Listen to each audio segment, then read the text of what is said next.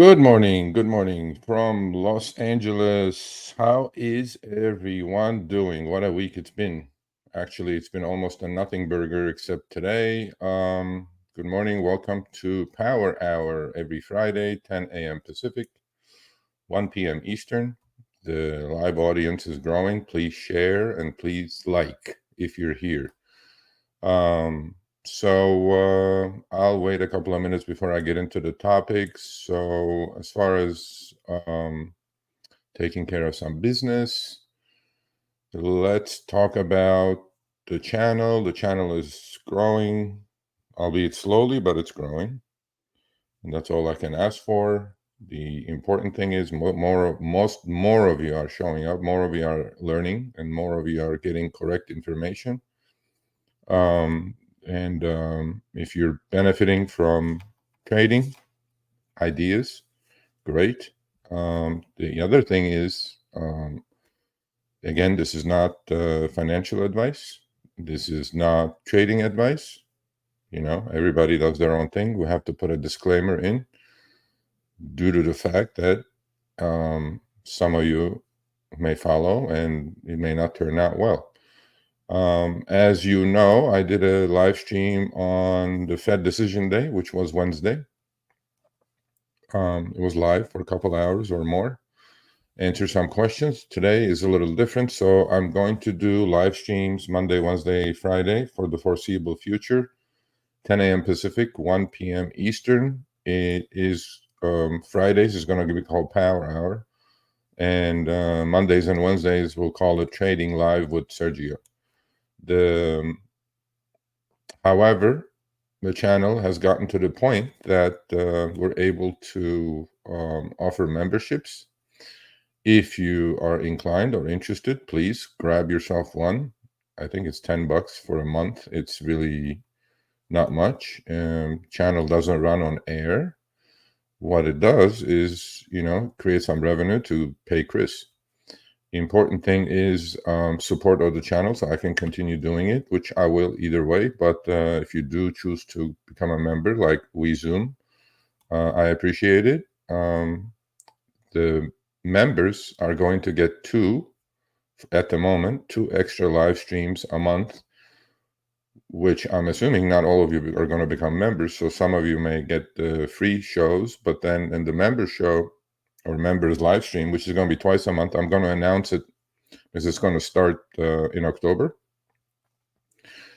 Members are going to get 2 extra live streams. So those live streams, because the member group is a lot smaller than the regular subscription base of the channel, they're going to get a lot more one-on-one questions asked, screen shared, ideas exchanged. So, it definitely is worthwhile. So if you do become a member, I appreciate it. Thank you. If you don't, it's fine. You'll still see me here Mondays and Wednesdays. Let's see what WeZoom says. I'll answer the questions, but members get precedence. I'd like to see maybe a couple of mid-long-term trades. Yes, we will discuss all of that more in detail. I do put out my watch list, but what I'm doing is a lot different, not different, but a lot quicker than the live stream. So members will get that privilege. Obviously, members will also get the privilege of me entering their emails faster if they have specific questions. The other thing I'm doing is I'm offering personal coaching, mentoring. If you're interested in that, email me, Sergio at sergioavedian.com. The other thing is please go to www.sergioavedian.com and subscribe to the free newsletter. That's going to go out at least twice a month, just like the members. It's not just for members, that's for everyone. It's a free newsletter. But I'm pretty sure as a member, you will get a lot more value out of it, because if I have 5 members, let's say, start of October, well, it's going to be a live stream just for those 5 people. And it's almost going to be like a tutoring session, really. So that's that. So what happened this week? This week I was live on Wednesday. A lot of you joined. I think we went up to over 30 people live, which is, I think, our highest at the moment. I know a lot of you do different things. You may not be able to join, but the replays are always going to be on the channel. So even if you can't watch it live or join live, please go check out the replays. And we also put out content literally daily, at least a couple of shorts and segments of the live stream, which we cut up and make topics out of. Some do well, some don't do well. But again, if you do miss the live streams, you can always catch up. And so this week was a big week, right? Federal Reserve decision came on Wednesday. I was live and I did a trade. In fact, after I went off live, I added a couple of more options on the straddle on each side. So I was long call options expiring today, 270 call options, and I was long the 255 puts. I will show you guys those, what I did with those. Again, full transparency here. I got lucky. Without a question, I got lucky. Yeah, I didn't think the implied volatility would shrink so fast that those options would hit the wall. And what happened is that Wednesday pretty much turned out to be a nothing burger. But yesterday, after cooler heads prevailed, it seemed like everybody pushed the buy button and I got bailed out. So on that one, look, trading is trading. You do the trade, you lose, you win. It's not the point. The point is luck has to take place. I mean, luck is part of it. And the market opened at literally 270 yesterday, up about 1.6%. So when that happened, my call side literally covered for the whole trade. I either broke even or made him $50. But the day before, when I did the trade, literally by the time it closed, I was down close to $600 on the trade. All I did was I opened the position with 5 calls on each side, expiring today. I'm out of the position now, but it brought me to break even. Actually, if I had held on maybe another couple hours after the open, I probably would have been up a couple $100. But here's the lesson of that.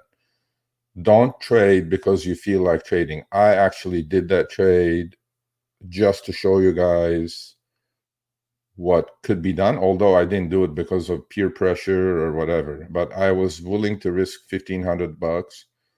And if I lost it all in a couple of days, it wouldn't bother me. But it goes to show that even the best knowledge or experience you have sometimes does not help the trading.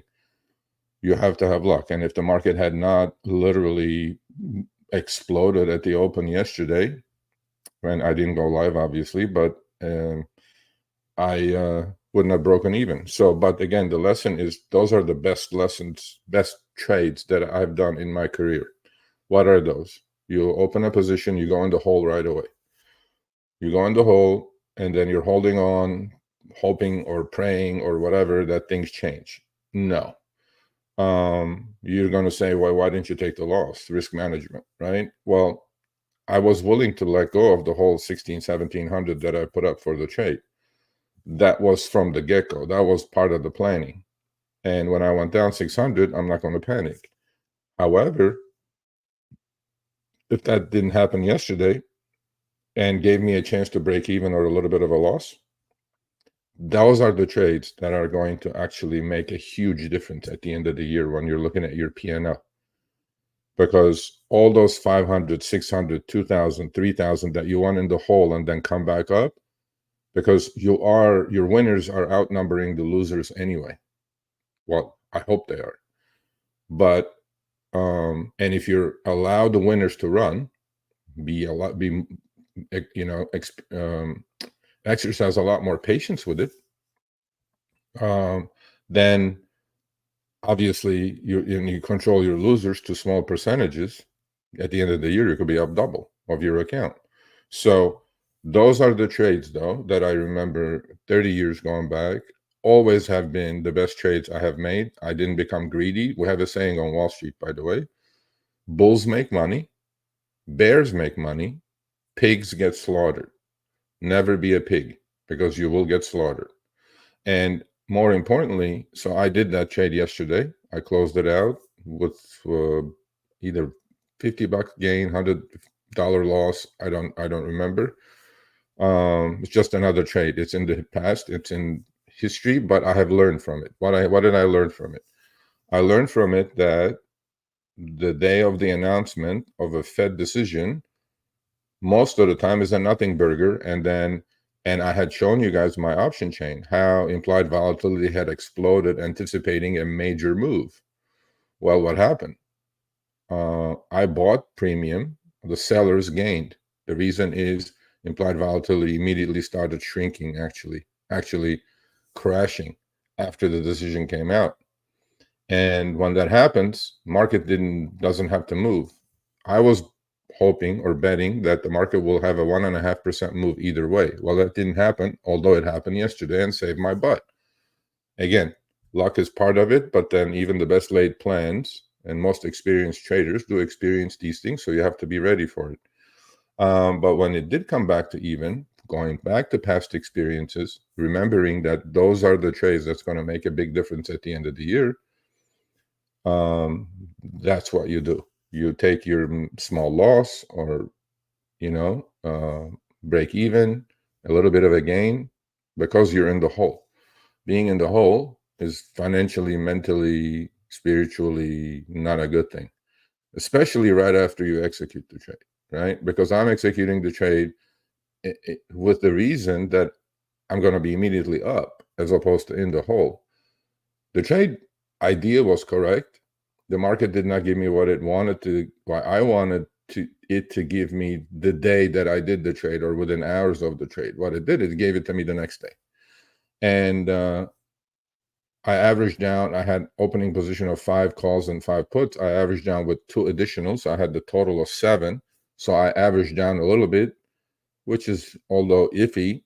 But again, looking back to history, what happens is that I had studied this, is that the first day, the decision day, is usually a nothing burger. The second day is where all the institutions and all the analysts put their heads together and decipher or make massive decisions with billions and trillions of dollars. What did the Fed do, and what is it going to do going forward? And the trend has been up anyway, and then sure enough, we exploded higher, and it saved my butt. So if you did that trade, and today that trade is dead, both sides will expire worthless. Now, today is also a very important day. What is today? Today is September 20th. Today is the day that all options, we call it triple witching, all options, stock options, monthly stock options, daily, weekly, index options, everything expires today. There is massive exposure out there. Triple witching happens, by the way, 4 times a year, every quarter, right? And so today is the day. So the last hour, okay, so my experience on triple witching days or OPEX days is sit on your hands. I have a position that I took yesterday, calculated risk. I took some profits. I will show you guys those today already. And why I did why I did and where I did it and what I did with it today is that on OPEX days, on triple witching days, massive money is going to be shifted over, right? Billions and trillions of dollars in positions are open. They either have to be rolled out, they either have to be closed, and you will see, if you're watching indexes or stocks, specific stocks, and also there potentially is rebalancing today, meaning a lot of stocks are getting added to the S&P 500. I think 3 or 4 are, and 3 or 4 are getting, like Palantir is getting added to the S&P 500. So you're going to see an explosion of volume the last probably 5 minutes, 6 minutes of the day. And so that will skew your numbers if you're really watching intently. So don't pay attention too much, because a lot of positions have to be moved forward, either rolled up to October, rolled up to longer dated options. But so on triple witching days, don't pay too much attention of what's going on. And market could violently move last hour, potentially up or down. And it will all be cleaned up on Monday. So That's why I trimmed my position already today, whatever I took yesterday, and now I'm just kind of waiting. I still have a position, but yeah. So let's get into a couple of the topics. Yeah, let's get into a couple of the topics. I'm gonna have to do 5 real quick, and then I'll just stay as long as I can, and answer questions or whatever not. So if you do have questions, individual issues, indexes, whatever it is, there is no dumb questions here. Don't get intimidated. Just shoot. I will go through each comment. I will answer each question to the best of my ability. All I'm saying to you guys is that we want to create this dialogue now, right? If you remember, obviously you have my email, sergio@sergioavedian.com. But don't be shy. Pump the questions up. We want interactive, and we want your ideas. Like the other day, Vic G gave us an idea on NNE, which is a nuclear stock, and today NNE is up close to 18%. Why? Because Constellation Energy turned on the nuclear plant in the East Coast. Okay, well, when nuclear plants, get turned on, what do they use? Uranium. Was NNE a uranium stock? So you guys have to understand why these exchanges are important. I didn't know about NNE, the stock symbol, right? In fact, I think Zoom asked me about NNE buy point, and I actually pointed it out on the last live stream. SMR, same thing. I looked at that chart, but it's not the same. NNE seems a little stronger. I don't know about the companies. I just know the symbols. But technically, NNE looks better than SMR. And SMR had a pullback intraday already. I think he even went negative. But my point is, you guys can gain from my knowledge, but I don't know. I mean, I follow what I follow. But then I want your input. I want you to give me ideas, and we can analyze it together, and we can add it to our watch list. We can create buy points, sell points. We can do all this together. I want to do it with you guys. I don't want to just sit here and say something and then you guys, go, okay, let me do it. Sergio's doing it. He must be right. I'm like, no, not necessarily. That's how you build a community, right? Community of traders, community of investors, community of minds. Because you look at a chart, you see something that I may not be able to see. And I'm very happy to listen to it, absorb it, and then give you my feedback. So please, next half hour, I'll do my topics. And then after that, let's make it super interactive. I'll answer all the comments one by one. So I'm going to talk about 5 topics today. The first one, let's talk a little bit about the interest rates, right? So the Fed, first time in 4 years, lowered the federal funds rate by 50 basis points, meaning 0.5%, right? And okay, so what does that mean for the average American? Not much, really, honestly. But the Fed said inflation numbers are coming down to their target levels of 2%. Economy is still strong. Unemployment still good. So, but however, there's going to be more cuts. I'm like, okay. Well, the market's forecasting that by the end of 2025, interest rates are going to be lower by 2 percentage points than what they are today. So will they keep cutting 0.5% at a time? I don't know. That's not the point. The point is long term, by the end of 2025, the Fed funds rate futures are forecasting 200 basis points, meaning 2 percentage points on interest rates. Now, 0.5 point, will it initial impact immediately will be in the housing, in the mortgages, okay? I can already see 30-year mortgages down by 0.5 percentage point, okay? Will it matter to car loans? Yes. Will it matter, will it matter to your credit cards balances? No, not as much, because banks raise rates immediately when the Fed starts raising rates because they are borrowing from the Fed most of the time, right? So if they're borrowing at 5%, they're going to have to sell it to you, put a margin of 300 basis points, probably sell it to you at 8.5 or 9. And if you're subprime, probably 12s and 13s and 15s. Will they cut those rates right away? No, but there's always a delay. But then big banks started cutting the prime lending rate as well. So with a day or two delay, but short term, immediately, there'll be a housing effect. Mortgages, 30-year mortgages or whatever mortgages you're looking at to buy a house. So that will create some housing activity because affordability on housing has been dead. And major part of it was because mortgages went up from 3.5% to 4% on 30-year fixed to 7.5%. Well, now, slowly, every time the Fed cuts, those mortgage rates will start coming down.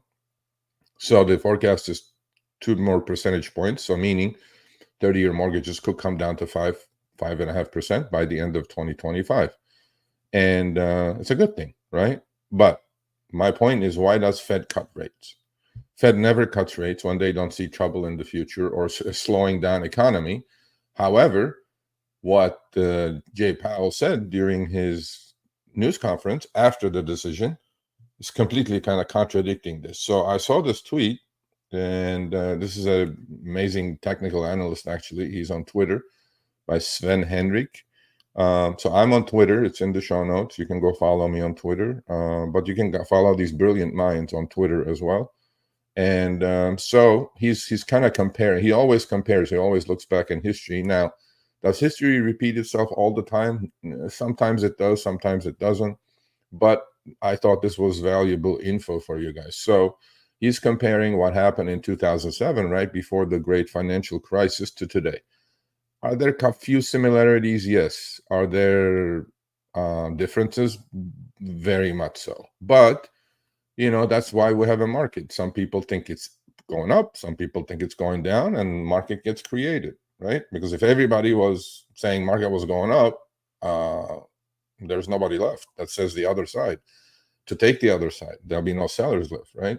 But Sven says September 18th, 2024, 50 basis point rate cut. September 18th, 2007, 50 basis cut. Okay, rate cut. Then he goes, for the claims, it's different this time, which I'm kind of saying it's different this time because, that was right before GFC, Great Financial Crisis. I mean, I was in the mortgage business. The mortgages I was doing, I knew they were trash. And I'm still doing it because if I don't do it, Countrywide is going to do it. If I don't do it, Washington Mutual was going to do it. So I'm like, hey, I'm guilty as charged. But long story short, he's saying that for claims, it's different this time. You are correct. He's being facetious there, I think. In 2007, debt to GDP, which I have talked a lot about, was 64%. The deficit was 1% of GDP. And the market capitalization, total market capitalization on stocks, was 107% to GDP. Okay. Now, debt is 122% of the 122% of GDP. Okay, this is true. I've been talking about this. Our debt is at 35 trillion. Our GDP is 27 trillion. That's about 125% actually of GDP. Alarm bells have been going on in my head for like 6-8 months, a year now. I'm going like, this is unsustainable. And the debt is going up $1 trillion every 100 days. So that 122% is going to be 125, 128, 130. And if we do get a slowdown, because Fed is cutting rates because they're anticipating a slowdown, maybe not a recession, but definitely a slowdown, while the GDP is going to shrink from 27 to 25, while the debt is going to 35. See what's happening here? GDP is going down or shrinking due to the slowdown. In a recession, God knows what will happen to the GDP. We may go negative. But then the debt keeps going up, irregardless of what happens to the economy. So that debt to GDP can keep going higher. Then he compares it, the deficit is 8% of the market cap of GDP, and the market cap to GDP is 200% now. Meaning, all the numbers in the first sentence, 64 is 122 now, 1% is 8% now, and 107% is 200% now. So he has a point. So I guess he was being facetious. It's really different this time. It's worse, much worse. I did not know these numbers. Now that I'm looking at it, I'm going like, okay, hold on. And that's why community is good. Financial community is great. There are some brilliant minds around, and you just got to follow them. And now, whether this turns into a recession or not remains an open question, and we should stay open-minded. 1,000,000% agree with that one. But fact is, this is a historically very expensive market with a forward PE of 21 and expected earnings growth of 15%. There is very little room for error. That I completely agree. I've been in that actually mindset since I started the channel 3-4 months ago. I think this market is extremely expensive. It's holding on 2 legs of the 4 legs of the table. Again, don't fight the Fed though. Fed's cutting rates. You just got to be careful. But I've talked about the Fed pivot in the past with a video. Please go check that out. I went back like 80 years of the Fed pivot. Every time the Fed pivots, initially the market does reasonably well. And then 6 months later, market is, if we go in a slowdown or a recession, is 30 to 45% lower. And with these numbers, 21 PE, 15% earnings growth, well, if you go on a slowdown, earnings growth is not going to be there. So that PE is going to shrink. You guys got to be really careful with this market if you're pushing on the upside. I mean, hedging at least. Anyway, so there was another tweet that I thought compared 0107 to 2024, and this is by Geiger Capital. Again, follow this gentleman as well. Last 2 times, again, is history going to repeat itself? This is kind of talking about my Fed pivot. Last 2 times, the Fed's first cut was 50 basis points after a easing cycle. These happen 2 times in history, right? January 3, 2001. S&P 500 fell 39% the next 448 days. Unemployment rose another 2.1%, and it was a recession. On September 18th, 2007, just like Sven is talking about, these are 2 different people. S&P fell 54% the next 372 days. Okay, people, we are at 5,700. Think about it. So just, it may be time for beautiful DCA action, because through that, if you DCA, dollar cost average, in your long-term portfolio, seriously, 3-4 years from now, you'll be going laughing all the way to the bank. Unemployment rose another 5.3%, and recession took place. And for September, he puts question marks on the chart from Fred, Federal Reserve Economic Data. Well, as you guys can see, that's the unemployment rate. And he circled all the time when unemployment rate started to turn up and start going up, right? This is what's happening. Our unemployment rate was down to 3.5. Now we're at 4.3. So unemployment is ticking up, as you guys can see on the right side. That big spike that you guys can see is during the pandemic. So yeah, the similarities are there. Is it different this time? I don't know. I don't think I think it's different, but I don't think the drawdown is going to be to the tune of 39 to 54%. I definitely see a minimum of 20%, 20% haircut coming up shortly, probably within the next 3 to 6 months. And I'll answer the questions in a minute. So that's the first topic. So you guys have to start thinking about this, what you're seeing out there yourselves, right? What are you experiencing personally, right? I mean, the average American, I think, has been in a recession for a while. But, that's the first topic. The second topic is going to be, so what did the Fed say? What did the Fed say? And let's summarize what Chairman Powell said. This is from 9/18, a couple days ago, when they cut the Fed funds rate by 50 basis points. Summary of Fed Chair Powell's statement. Fed believes that the economy is strong overall. This is Fed, not me. Don't shoot the messenger. Fed has growing confidence that strength in the labor market can be maintained. Well, the previous chart is not saying that. Consumer spending has remained resilient. We've been talking about that. How has it stayed resilient? Plastic, right? We know what's happening to credit card debt. And then if you guys already peeking on the little window or the chart next screenshot, I talked about this last week. Savings rate are way below what they should be.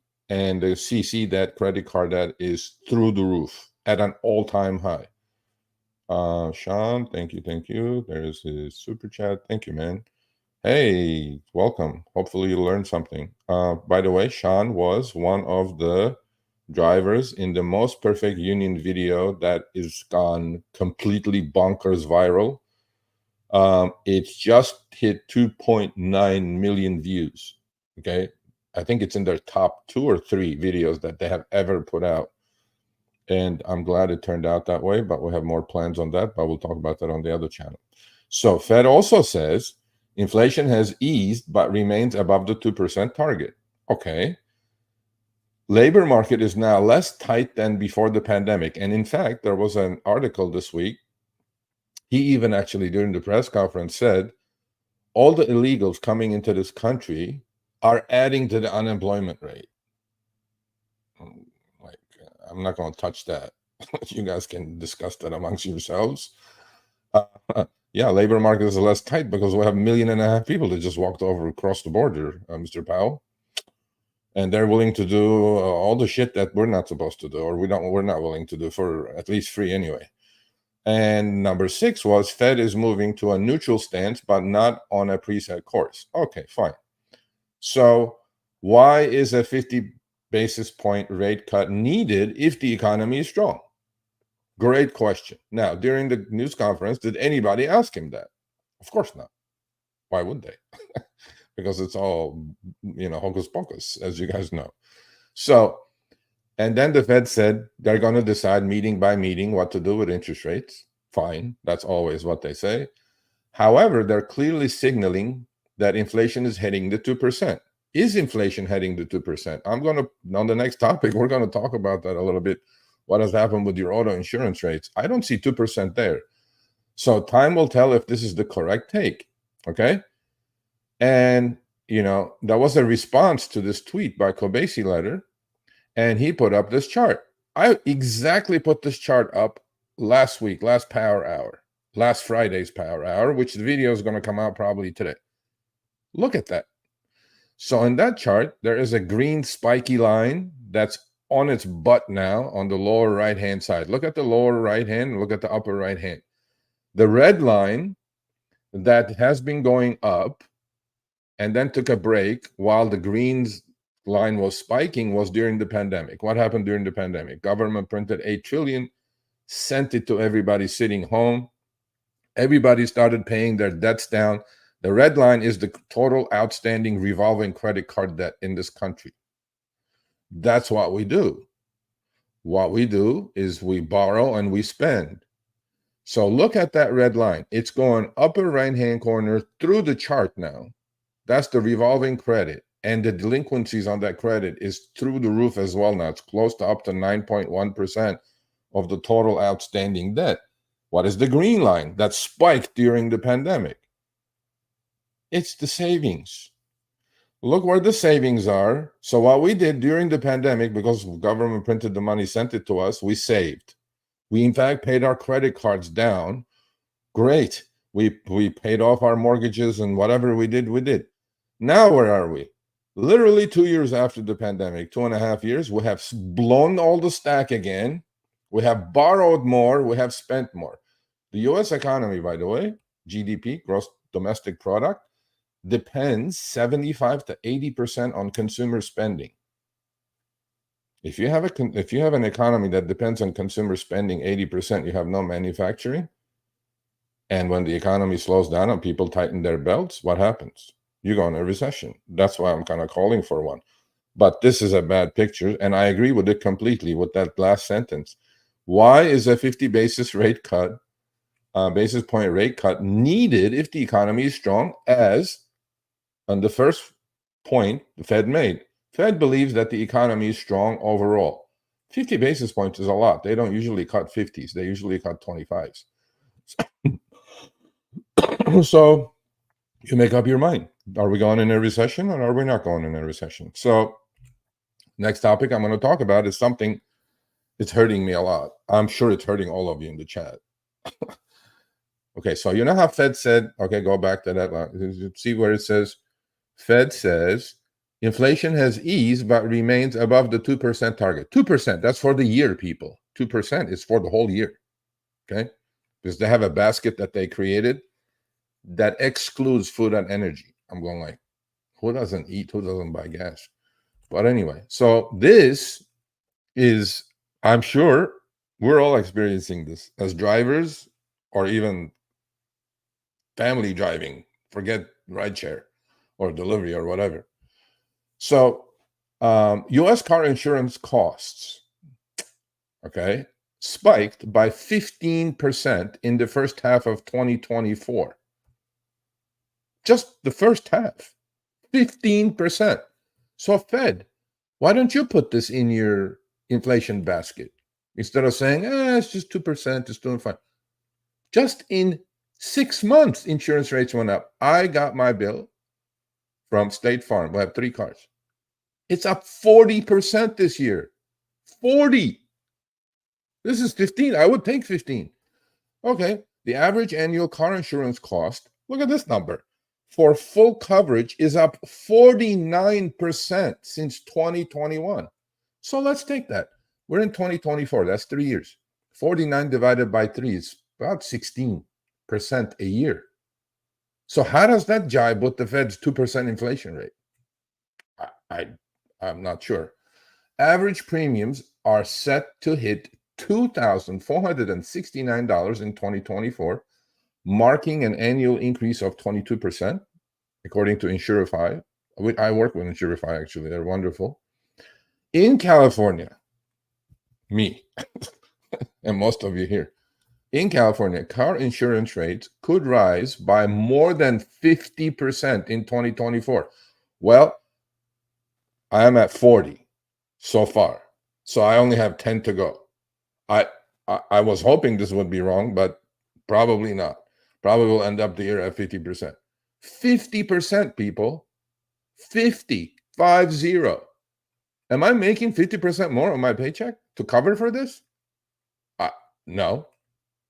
Thank God my trading is covering my butt. So in California, car insurance rates could rise by more than 50%. Meanwhile, vehicle maintenance and repair costs have jumped 38% over the last 5 years. So take 38 divided by 5, that's another 8%. So now on the other channel, when I talk about the BS the executives throw out there, actually I have like amazing series of 8 videos coming up on the other channel. Go check it out. I think first one's coming out today.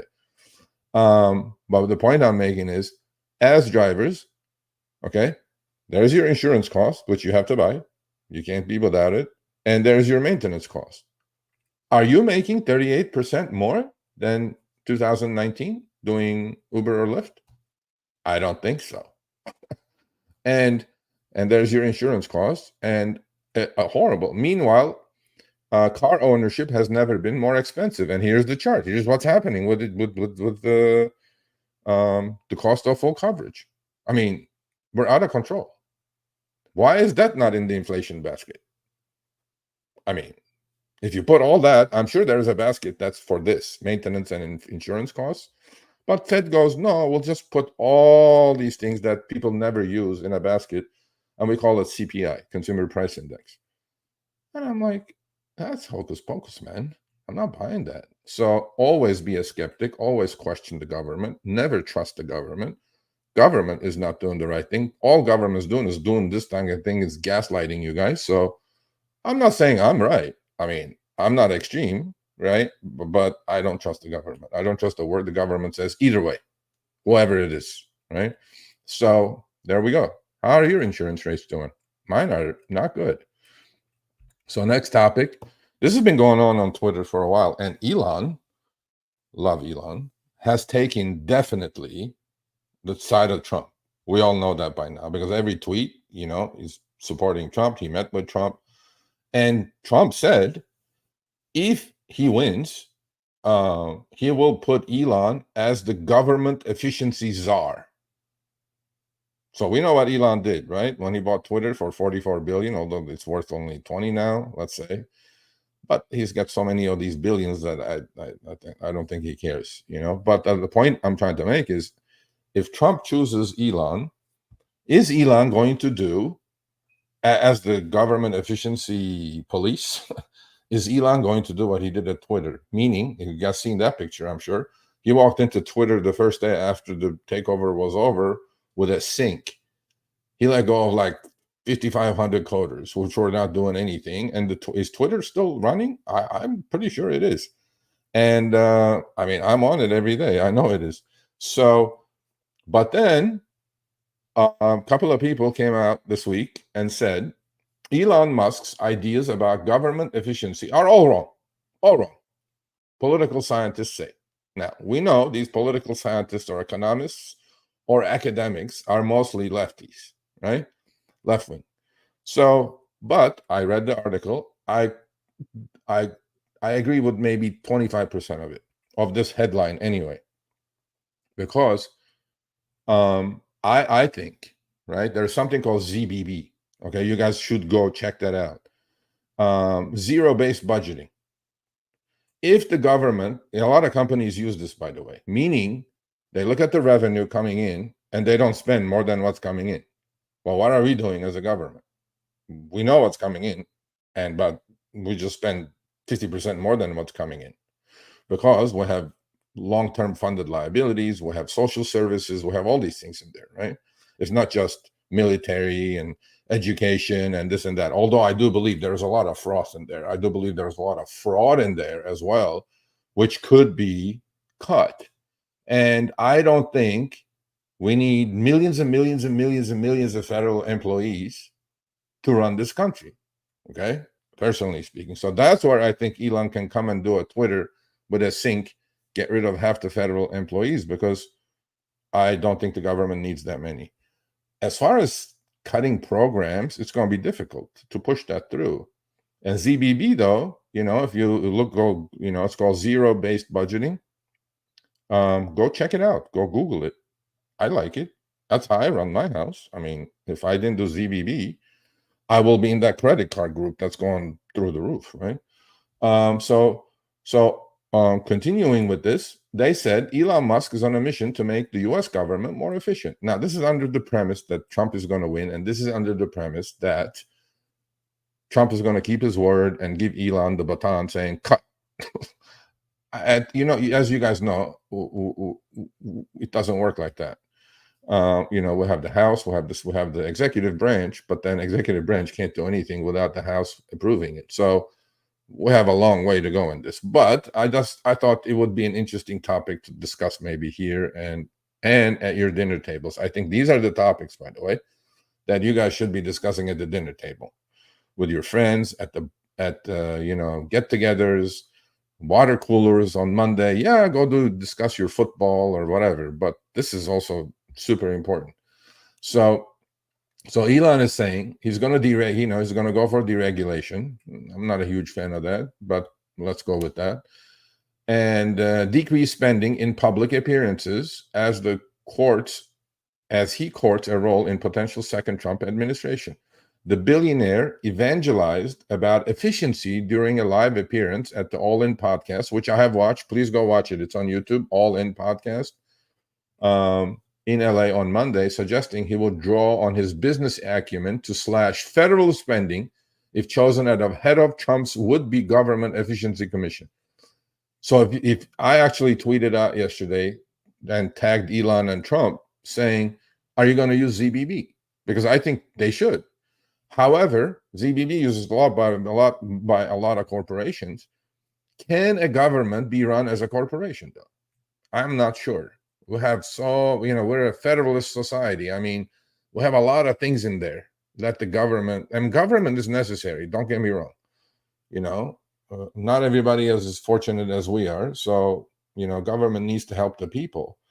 But are they actually? Or are they creating some sort of dependency? I don't know. We do have an opportunity to do a once-in-a-lifetime deregulation and reduction in the size of the government. On that one, the second part, I agree. Size of the government. I don't think we need millions and millions and millions of employees to function. Musk said at the summit appearance. But two political scientists told Business Insider that Musk's desire to run the U.S. government like a private business, why not? I don't do what the U.S. government does. If I did, I'd be bankrupt 10 times. An approach many private sector professionals have supported for decades. I agree. Whatever's coming in, spend it. But don't borrow it and spend it and then kick the can down the road and then the next guy takes over. It doesn't work like that. Now look where it took us, 35 trillion in debt. Interest on the debt alone is 1.2 trillion a year now. What are we doing here? Isn't it foolproof as the CEO might think. Musk did not respond, obviously. Musk has done 100 and 180 in support of Trump. We know that. He's definitely supporting Trump. I wonder if Kamala wins, if they're going to arrest him like they arrested Pavel in France. I mean, I don't know what's happening with that part of it, because Trump, I mean, Musk bought Twitter to unleash free speech. Supposedly Twitter was suppressing a lot of it because a lot of the people who were running Twitter were lefties. So I do see a lot of garbage on Twitter still, but I think it's really balanced now. Like unlike Facebook, your tweets don't get deleted, your posts don't get deleted because you're taking one side or the other. Both sides are, I think, getting equal play. My opinion. I could be wrong. But since Musk officially endorsed Trump in July, he's repeatedly posted on X about the need for government efficiency. That I 100% agree. In what form? ZBB form? Cut social services, or cut Social Security, or cut defense spending for sure. Cut the foreign aid, get rid of all the fat. I know for a fact there is massive amount of fraud going on in our social services programs. Okay, cut that part. I think there's a lot to do. The idea that you can run the entire government as a business, it's just not designed that way, says Patricia Krauss. I don't know who she is, but if I do Google her, I'm pretty sure she's pretty lefty. A practitioner in residence of political science and public administration at the University of New Haven. Most professors are lefties. You have to work around our system of federalism. That part I kind of agree, but that does not mean there's not enough to cut and be more efficient as a government. And so we'll see. I'm very, very keen on seeing what Elon is going to do if he shows up, as if he has nothing else to do. He's running a $1 trillion car company, $1 trillion SpaceX. When I say trillion, that's revenue, hopefully one day, but billions of dollars. He's running the boring project, doing tunnels underneath. Twitter. Did I miss anything? When does this guy sleep? How does he function? I'm sure he has an amazing team around him, because I can hardly handle my son's soccer practices and doing 4 things that I'm doing at the moment, and none of it is life-threatening. This guy, I don't know how he does it. I really don't. But all my hats off to Elon. And I agree that the government's out of control, that everybody in Washington should be immediately fired, and they should learn the value of money. It's our money. We sent it to them. It's our tax dollars. We send it to them. Not only they spend it before we even send it to them, they borrow like 2.5 trillion every year and spend that too. And where is that going? In a black hole? I don't know. This is bad. I don't mortgage my kid's future. Stop. Just stop. Anyway, and final topic today, not political. It's not a political channel. It's about finance. It's about thinking, creating some thought process, and creating some debate. So Washington Post. You know who owns the Washington Post, right? Jeff Bezos owns the Washington Post. Super left wing. Okay. So there was an opinion piece this week, and it says, how would Trump and Harris affect the U.S. debt? Have any of you watched that debate between Trump and Harris? Now, there's rumors. I don't know if it's proven, although there was a whistleblower who came forward and said they sent all the questions to Kamala beforehand. I thought she did better than Trump. I'm not going to lie. Was that because she was prepared with all the questions given to her before the debate? I don't know. These things are all, you got to take your side with those. But the point is, they both have this, plans, economic plans, right? Let's look at it. Let's see what it is. I do know Washington Post is super left. Okay. So how would Trump and Harris affect U.S. debt? By the way, in that whole, I don't know how long it was. I could only watch like half hour of it. But I read about it afterwards, that there were, for me, the most pressing thing the U.S. is facing today are 2 things: illegal immigration and the debt. I know there was some talk about that, because Trump, said people are eating people's chickens and stuff. Well, I don't know. Again, I don't know if those are facts or not, or dogs. But there were no questions that during the time I was watching about the U.S. government debt. I'm going like, why not? That's, I think, the most pressing thing. And the border policy, obviously. But so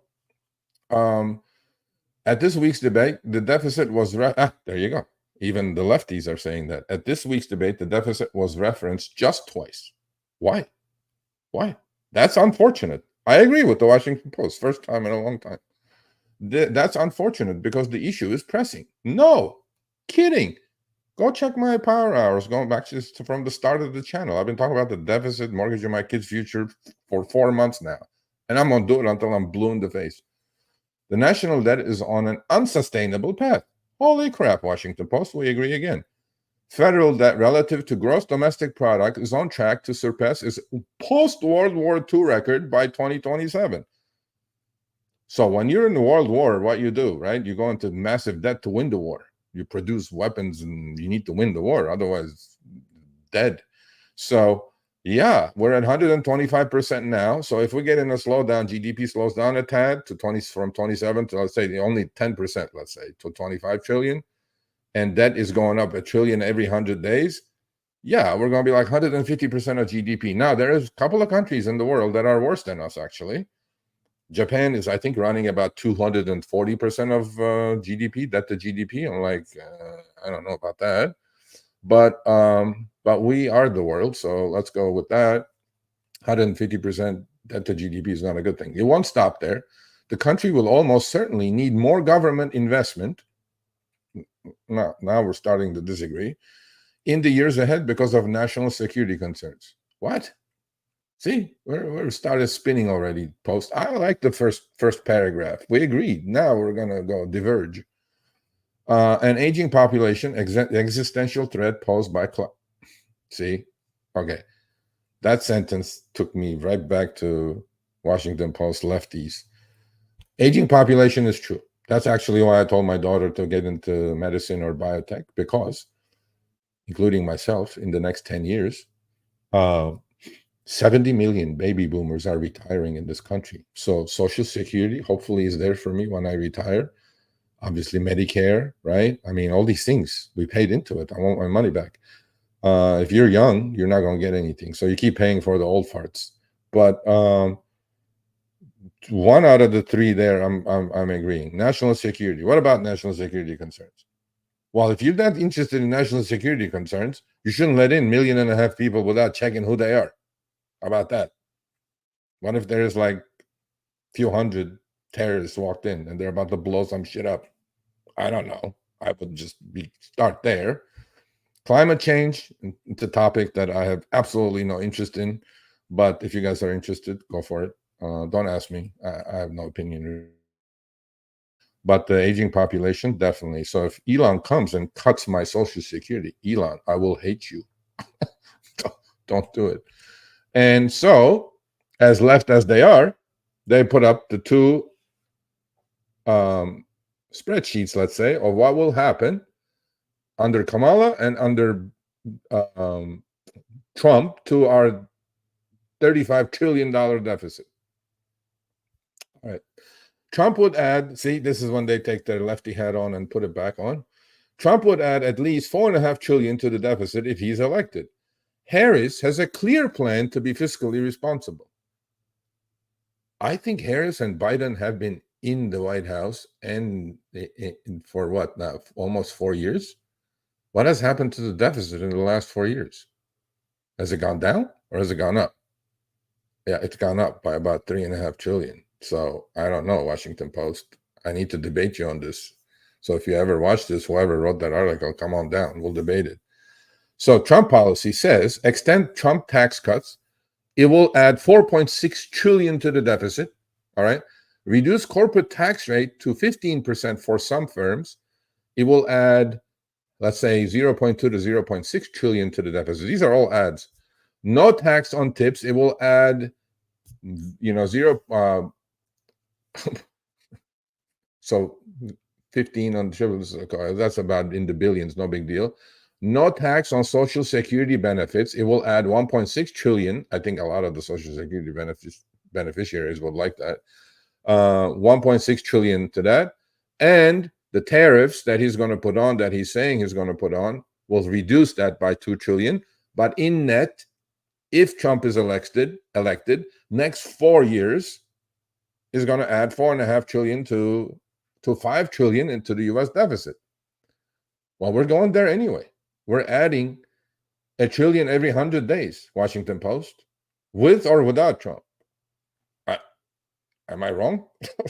I think that's what it is. So Harris's clear plan, let's see what this clear plan looks like.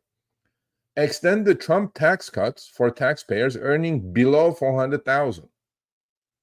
So what about it? So why is it bad that if Trump does it? So when Trump does it, it's 4.6 trillion. When Kamala does it, it's only 2 to 3 trillion. Okay, we'll take your word for it. No tax on tips, which was actually Trump's idea. That will add 60 billion to the deficit. Expand tax credit for low-income taxpayers, which she said during the debate. That adds 800 billion to the deficit. Decrease housing costs. That will add 100 billion to the deficit. Deficit reduction in the Biden budget, minus 3.3 trillion. What are you guys smoking at the Washington Post? Some high-end crack? What reduction? They've been here for the last 3 years. I don't know. Am I wrong here, people? Just chime in, please. Did the deficit go up last 3.5 years or go down?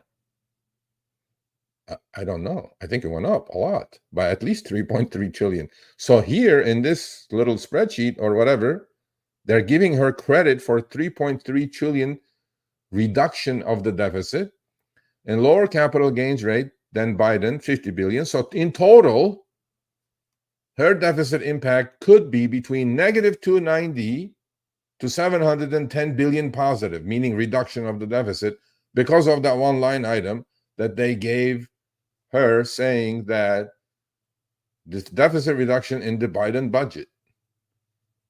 Am I like not here on this planet? Did the deficit go up last 3.5 years or go down? So this is a new plan that's going to cut the deficit like they did the last 4 years?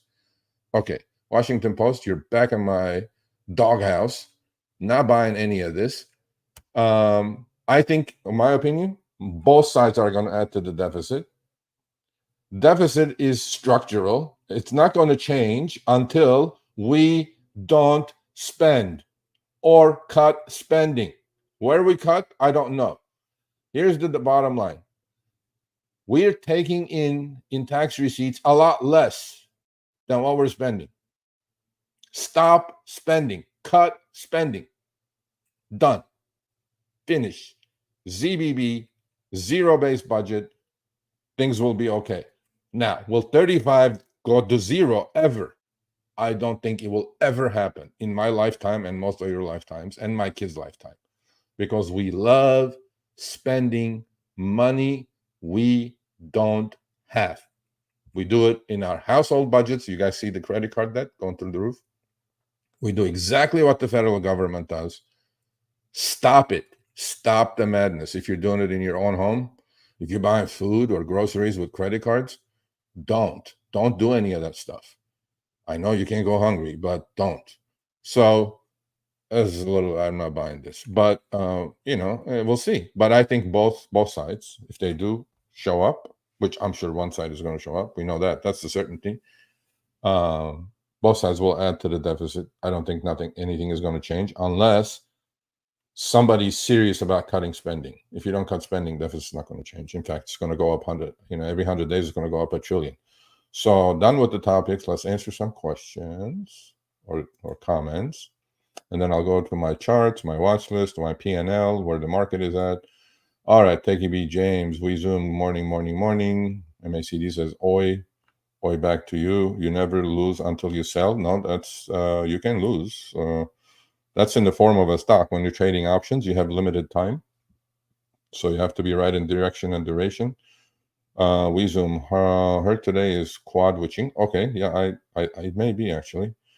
And Vic says, how about SMR? We already talked about that.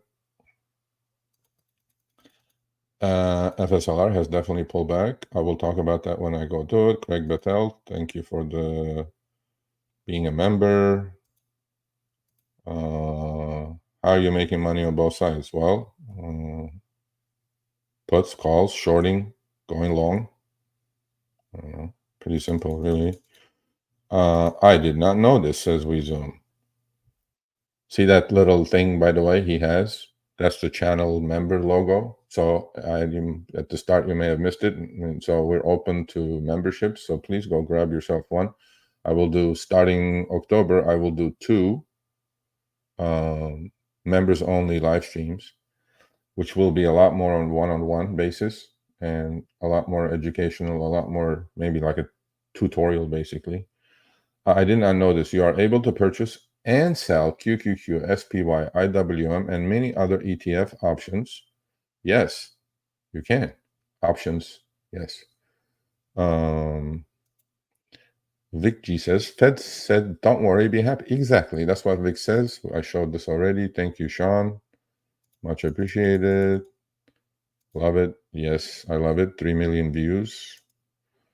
Okay, Sean says, it's so obvious what they are trying to do with all the crossings. If I need to get checked every time I go through the TSA, why are we letting anyone in? Good question. Everyone that is sane should ask this question. Yeah. Why are we letting these people in? To change the vote of the country?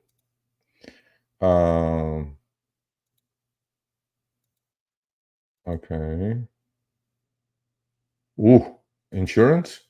$500 a month? What do you have? A horrible driving record? 500 a month for one car? I hope not. There you go. Sean says he's 65% in 2 years. You bet. Mine's up 40% so far this year. The price of car ownership cost is no longer mathing. I agree. I agree, honestly, because if you have a loan, right, or a lease, insurance, parking, gas, maintenance, I mean, you might as well take Ubers and Lyft everywhere. I think it'll be cheaper. Daniel says, my insurance, yeah. But how much could you lower? They're all colluding anyway. I mean, I'm sure still overall insurance premiums are up through the roof. I'm 100% sure. Yeah, supposedly they had another attempt on his life, right? Joey BTV says, great dinner topic over peanut butter. Okay, so what? Yeah, they have gone up actually. I'm pretty sure if you look at Jiffy or whatever you eat, peanut butter, you can check the price from 2-3 years ago to now. I'm pretty sure it's gone up. Conspiracies, I don't know the context of that. Kamala will be unburdened by what has been. Okay, there's my other half. And hey, Sean, thank you for the membership. This is how easy it is, people. Go grab a membership. Do learn one-on-one. Well, to a point one-on-one, maybe 1-on-5 at the moment. Okay. DOE is floating at $3 billion for EVs and grid batteries. $3 billion is nothing. Why so many EVs in Marine SF area and elsewhere? It seems like a big opportunity to explore, or am I dreaming? Department of Energy is floating $3 billion for EVs. You mean credits or loans or grants or to the companies that are working in that business, lithium and whatever. So I don't know. Be more specific. We can talk about it. One accident? Yeah, that'll do it. Tickets will do it. Craig says, another member. Thank you, Craig. Until I learn how to draw the charts. Yeah, to a point. But you can do, by the way, you can do Robinhood on your desktop and laptop, right? You don't have to do it on your tiny little phone. Go blind. Why don't you do that? And then you'll see the lines better. How do you learn how to draw the lines on the charts? I gave you guys books, Technical Analysis by John Murphy. It's in there. Go check it out. I'm not affiliated with him or Amazon. It's like, I think $20 or whatever on Amazon. Amazing book. You guys need delete that, learn that. Day, you mean a couple of minutes? I'm not going to touch that. Okay, grants. You know what those are. Money goes to money heaven. Okay, cool. All right, so I'm going to share my screen. Let's get rid of this. Okay. All right, here's my screen. Let's see what's going on. Oh, I sold more puts. Wonderful. Let's share it. Let's share it.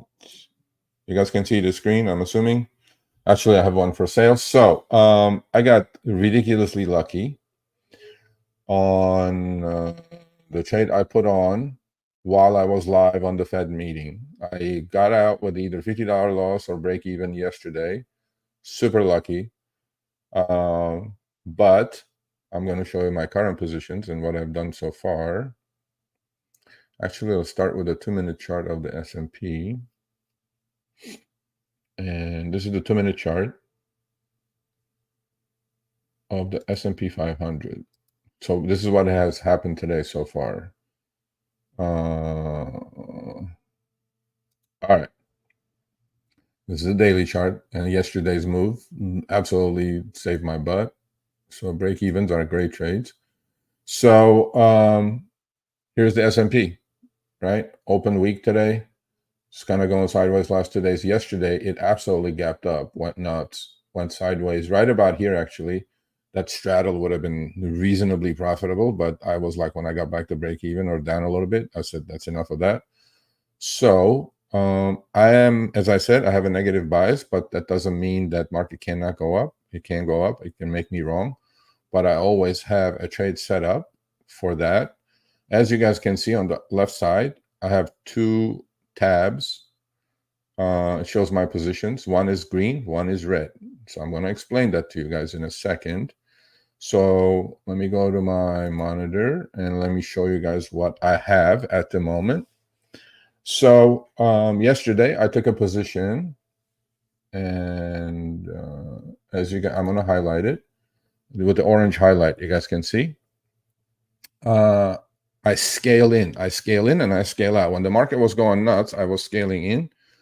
I bought 18 of the October, and 2 at a time, by the way, 2 options at a time, but I scaled in.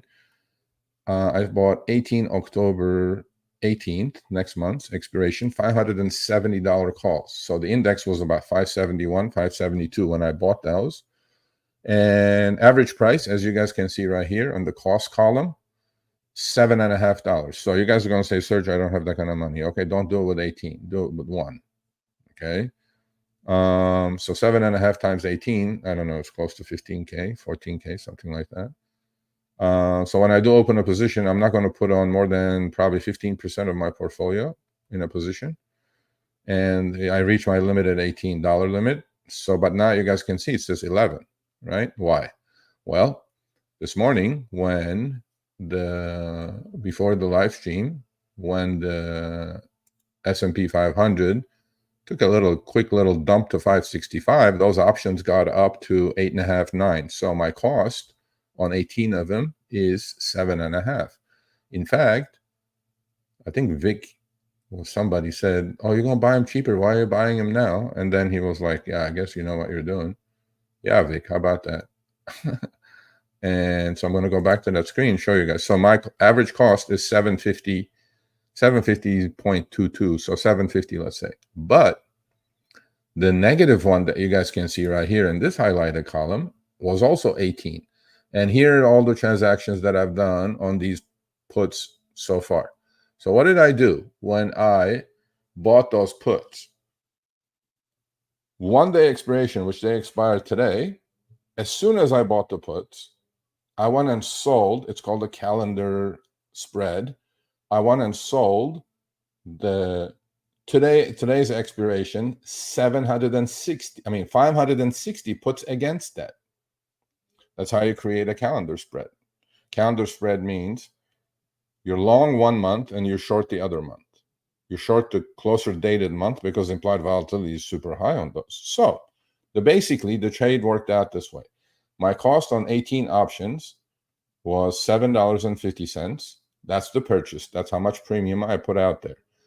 My I took in, however, today's expiration options. I took in 47 cents with this is for the remaining 11. It adjusts. So in the morning, this was 7.55 and 52. Now I'm going to explain what I did. So when the S&P 500 took a dip in the morning and then it bounced and it looks like it's rolling over again, which actually I'm about to sell one more option at 8.50. I have an order sitting there. And we're almost there. 8.47, 8.50 bid offer. I have an order sitting at 8.50 to sell one more option. So I'll be down to 10 puts. And then what am I going to do with the short side, with the naked side? Well, I'm going to let those expire worthless because I don't think S&P is going to get to 560 today. Now, you guys are going to say, why did you do that, Serge? Well, I'm going to explain it to you, but let me just see if I can get this trade off. Yep, just sold it at 8.50. So now, as you guys can see, I have 10 options left. I had 18. And you guys can see up here, my cost was 7.50, now 7.49.20. Every time I sell, by the way, on Thinkorswim, they adjust the pricing. In the morning, when the market took a, I scale in, I scale out. So this is the perfect example for you guys to see. So my cost is 7.50. In the morning, these options got to 8.60, 8.70, 9.20, 9.25. I think today's high is 9.25. So this is what scaling in and scaling out is good. I don't know where the bottom is going to be. I don't know any of that. But what I do know is when a move takes place, my orders have to be in there ready to take advantage of it. So 7.5 was my average price. I put in orders this morning at 8.60, 8.70, 8.80, 8.90, 9, 9.10, 9.20. And just now I sold at 8.50, right? One more put out of the 18 that I had bought. So I sold 18 and my cost 7.50. The cost, the average here, which, let me see what the average fill price is. I have sold 8 with an average price of 8.85. Okay, 8.85 so far, right there. So 7.50, 8.85 on 8 options out of the 10, and on the remaining they're 8.50. So as you guys can see here, I have $900 profit remaining on the remaining options. And on the short side were the ones that I sold, which expired today. They will expire today at 1 p.m. Pacific time. My average cost on those was 53 cents. I bought back those. So I don't have to buy them back. They will expire worthless. But what they do is when now my account is showing naked options, so it takes a lot of SMA or special miscellaneous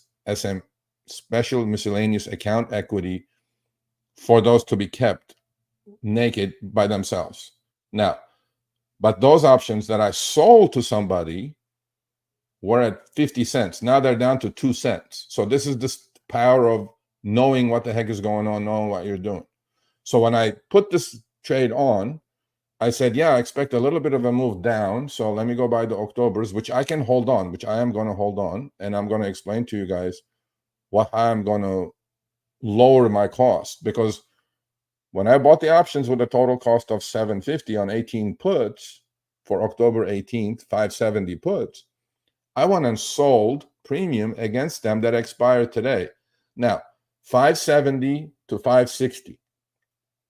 That's 10 points. If the index, the spiders, end up at 560, the puts I bought at 750 would be maybe like 12, 13. Great. And the puts will still expire worthless. And the puts are down to 2 pennies now. My average cost is 50 cents on those. So I took in all that premium, as you guys can see here. Okay. $488 in the green. I covered 8 of them at 4 cents already because I don't want to be naked. I don't want to lose my buying power. So on the overall, at the moment, I took probably close to about 1,200 in profits already. And now I have about 1,300 in profits to go. I can take them today. I can let the Octobers go until October 18th. Will I let him? We'll see what the market gives me. But what I'm trying to say is that every time you're putting a trade on, have a clear idea of what you're doing. Yes, this is going to sound completely foreign to all of you. I understand. That's why You become a member, and I will explain this to you one-on-one, or the member, live streams. Most of you, but if you do read your option books that I recommended, most of you would understand this. Now, you're going to say, well, Serge, you did it at 70, 750 and 50 cents. By the time you're showing that to us, it's 8.35 and 2 cents. Well, I don't know. I'm going to try to figure out how we can all trade all at the same time. I don't know. I honestly don't know how to do that, but we will have to figure that out. So up top, the red part is all my sells. So as you guys can see, the sell is on the 570 puts, October 18th, 2024. You guys can see that. This is the average price that I sold it for. After I sold them, market rallied a little bit, and the premium is shrinking on the 560s because those puts are not going to, the index is not going to get nowhere near 560. Now, why did I do the 560? Now I'm going to explain that to you guys, and then I'll answer some more questions. So why did I do the 560? So well, let's take a look. Let's take a look at 10-minute, 10-day chart. Well, so I took a position when the market was rallying after it saved my butt with that straddle that I did. Still was not a bad trade or a wrong trade. But my expectation of IV crush happened a lot sooner on those. So I learned next time I won't do it. This is the 10-minute, 10-day chart of the S&P 500. Okay. Again, I don't have too many lines. I have these two positions open. So when the S&P broke 570, I started layering into my put strategy, right? And today we're down. Okay, fine. You guys are going to say, well, how did you do that? How did you know that? Like, why did you do those strike prices? Well, I always try one leg of it. I try to stay at the money meaning close to the money, whichever side is closest to the index price. So the reason at 571, 572, well, 570 is the closest one. And I gave myself some time to October. And then I looked at the chart. I see clear support right here, as you guys can see, right at 560, 560 and a half.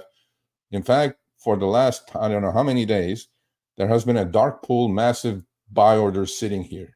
And now you guys are going to say, Serge, I don't have access to that. Well, I'm giving you that. I'm telling you that. I have access, but you have to pay extra for all those services, which you don't have to yet because you're not as sophisticated as I may be at the moment.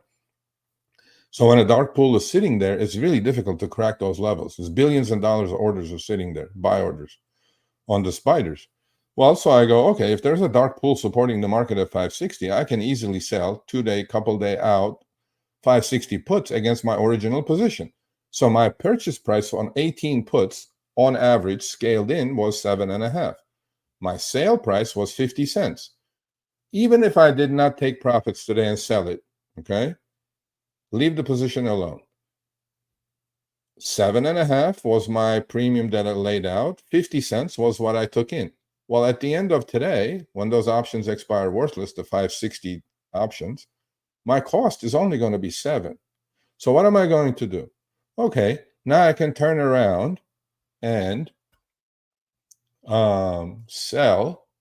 Well, here's my option chain. So those are the options today. They're down to, the 560s are down to like 2 cents, which I'm going to let them expire worthless. So let's take a look at weekly next Mondays.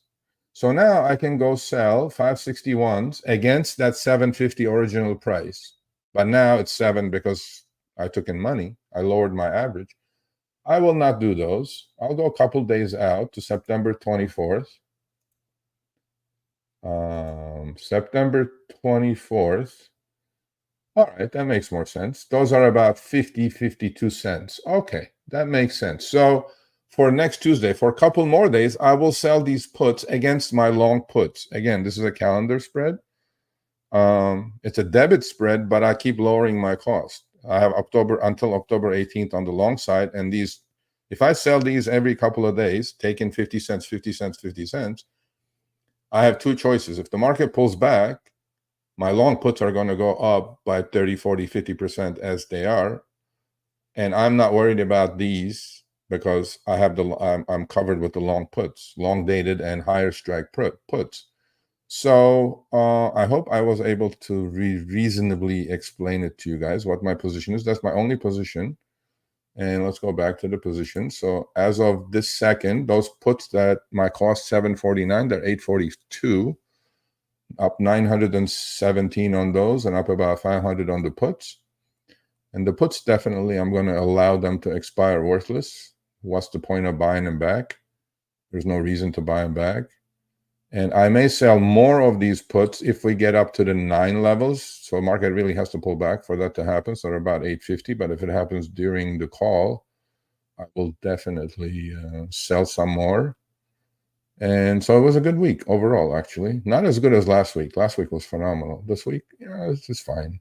Paid my State Farm bill. State Farm. Assholes. All right, so let's get to the chart. So this is the S&P 500 2-minute chart. It's QuadX, as WeZoom corrected me.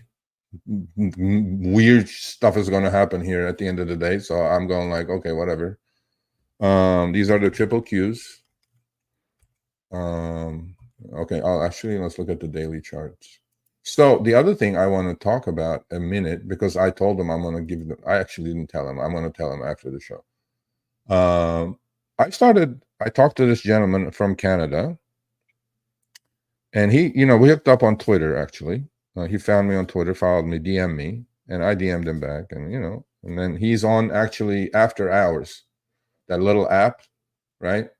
You guys can go do that. Follow with a massive delay my trades on my little Robinhood account as well.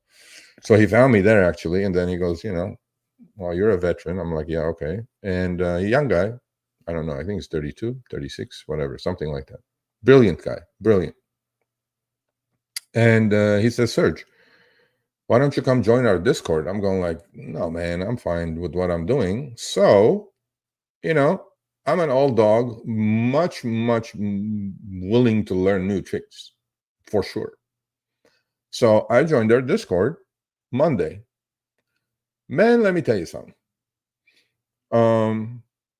I enjoyed it so much that I joined it again Tuesday. I joined it again yesterday. In fact, yesterday I was allowed to speak as a speaker because there was one trader that said he made a mistake and it cost him $10,000.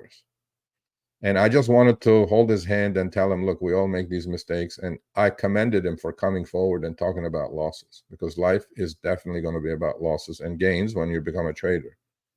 And, if I could add some wisdom, however, what they're doing there, they don't even look at charts. They go, charts are garbage. So on that one, we're kind of disagreeing still. What they're doing is they're looking at data. And the company in Canada that gives you this data with a subscription, which most likely I will go at least buy for a few months and try to learn it. I don't understand their language, but the way to interpret data is going to take me some time. And I don't know if I have the time to do it, unless Apple Bottom Jeans is willing to give me a tutorial. Is just be part of this Discord, because I think it's an amazing community. It's called Quant Data on Discord. And they have some amazing. There's like one amazing trader, extremely brilliant, very eloquent. And so I've been enjoying listening to them. And I'm still going to use my charts. I mean, they can say whatever they want, but supporting what I'm doing here with their data, their raw data that they're pulling, and then they're making sense of where the big money is going, which is flowing. What that may do, actually, honestly, more than help me make money, because I can make money on my own with what I've been doing for 30 years, it may stop me from doing some boneheaded stuff. That's what I'm thinking. It may be worth the price of admission. I will let you guys know about that. It's not that expensive, but it's price of admission. So Quant Data, triple Q daily chart, beautiful uptrend at the old high. So a little bit of resistance right here. Although on the spiders, resistance got cleaned up, and new all-time high yesterday. And today we're pulling back. So I am still very cautious with this market. Will I trade the upside? Yes, in certain stocks, but on the indexes, I'm not going to trade the upside. As you guys know, I have puts. So let's go through a little bit of a watch list. Usual. Look, I don't know what to say, but trade within the trend is what I've been saying for 3.5 months. This is Kava. New high today. I don't know what else to say, people. Just find charts like this. I don't know. Other than I don't know. Carvana. I've been talking about Carvana since I started the channel. Right? New high today. Straight move actually from about 125 to 175 now. If you have it, I will lighten up and trim for sure. Okay? I'm just telling you guys because I see a little bit of a bearish divergence happening here on MACD now. So if you have it, please trim it or hedge it. First Solar, had a nice move yesterday. Although yesterday's close I did not like. Although still in my watch list. I have the stock. I don't have options. I didn't take an option position yet. If you're gonna get in right about 232, 35. Stop is right about 225. So risking about 6 points. Last hold twice it held the 200-day EMA at 205. So could be in a still trading range, but when on a breakout, we'll definitely revisit that. GameStop is moving today. In fact, let me take a look at the 2-minute chart on GameStop. Yeah. I'll look at the options and actually let me look at the options on that. Let me see if there is a gamma squeeze happening on that one. Let's see. Today's calls.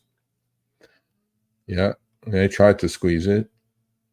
Of course, but look what the market maker did on those calls immediately. 225 IV. Shit. On the puts is about 300 IV. Wow.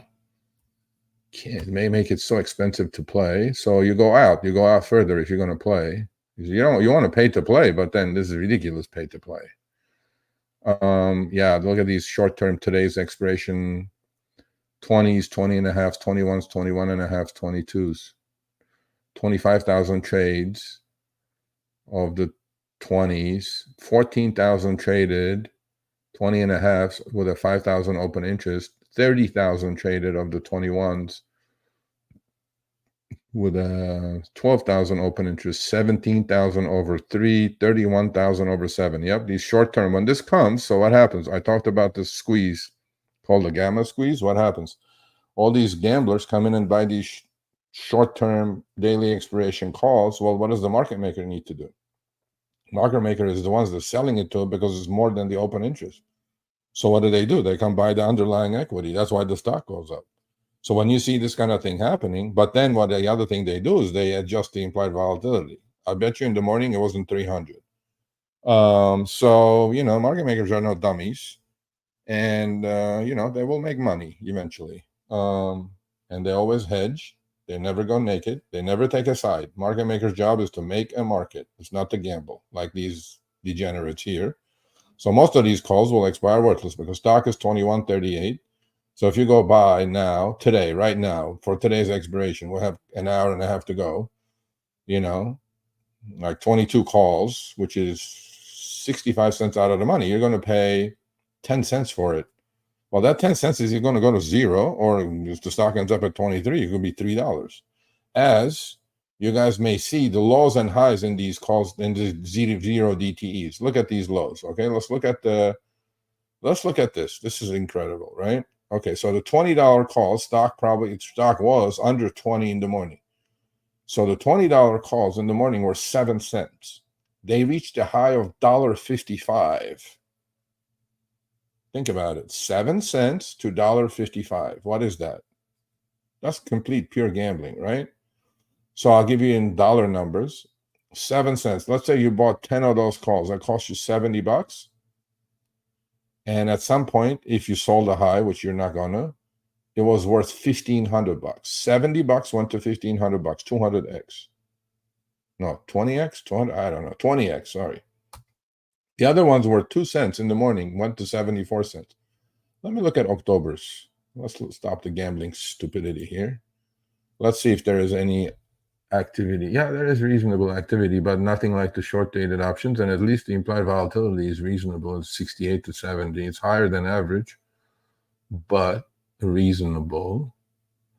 So if I were to stock is where 21.43, okay. Let's look at out of the money calls. 22.5 to 20. Oh, they don't have 20. Okay, 25 calls. 25 calls, implied vol 92. They traded 8,000 versus 19,000 open interest. They're $1. In the morning, they were 50 cents. High is 120. Stock is 21.36. So for this one, if you do want to gamble, not me, not today, not a triple option, I mean quad witching, they're $1. You know, all you can do is $1, lose $1. But how else can you structure a trade? Let's look at the longer ones. You know, you can buy these October 18th, which have 28 days to go to expiration, and then go turn around a shorter dated higher implied volatility option like I did with my spider puts at the moment. So if you look at September 27th, next Friday's, look at those. Let's look at the whole thing. So these are next Friday GME or GameStop September 27th. So if you buy the 25 calls at $1 going out 28 days, okay, so the 30s for next Friday, which is way before your October's will expire, are 16 cents, 16 to 18 cents. So you pay $1, you sell these, you're playing between 25 and 30. If the stock is under 25 or under 30 by next Friday, this side you sold and a calendar spread is going to expire worthless, so you lower your cost from $1 to 20 cents or 82 cents. And then you can do it again week after that. You can do it again week after that. So you're kind of hedging to a point. But let's say stock explodes, okay? Goes above 30. Great. If it goes above 30, those dollar options, October's are going to be $5, $6, $7. And these calls are going to be maybe $1, let's say. Doesn't matter. But what you're doing is you're putting up 80 cents. If you did this trade at this second, you're putting it on an 80-cent debit, and then it could be worth $5 because the difference between 30 and 25 is $5. 80 cents to 5. What is that? 8 to 1? No, 7 to 1? 6 to 1. A pretty decent trade. I won't do it. I don't like GameStop. Every time stock goes up, they issue shares. So I'm like, it's not my cup of tea. I have other ones. So let's go back to the charts.